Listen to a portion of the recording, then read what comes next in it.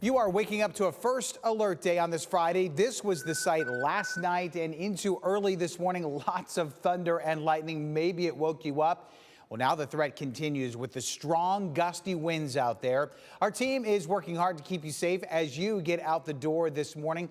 We are live in First Alert Defender tracking all those conditions out there. But we do want to start with meteorologist John Birchfield. And John, this is really a tough day for everyone online here. About 65 miles per hour wind today. It is, Tim, starting off with the rain, and now it's the wind that you're going to hear. If the storms woke you up last night, you'll hear those howling winds any minute, kind of a following effect after the rain moves through until 8 o'clock a.m. That is when the risk will last until gusts up to 65 miles an hour possible, and we will be on air every step of the way, keeping you updated. Here's a look at those sustained wind speeds. In Findlay, it's 32 miles an hour, and the gusts are quite a bit stronger than that. Toledo seeing sustained winds of 16 miles an hour, Fremont 13, and of course the isolated gusts where you are at might be quite a bit stronger than that. Because of the wind threat, those high wind warnings still in effect to the southeast of Toledo. I think if you live in that pink shaded area from Ottawa on off to the east, the winds could gust up to 65 miles an hour.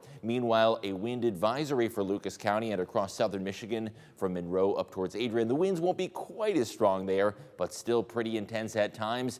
We are saying goodbye to those rain showers as this low pressure system sweeps on through. You may have heard rumbles of thunder last night, but we are quieting down in that department. I'll let you know when the winds subside and what the rest of the weekend has in store coming up in that full First Alert forecast. All right, John, certainly a busy morning ahead, and we are tracking power outages all across Northwest Ohio.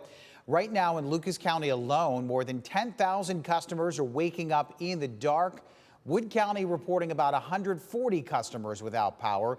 We will continue to track these outages as this morning progresses.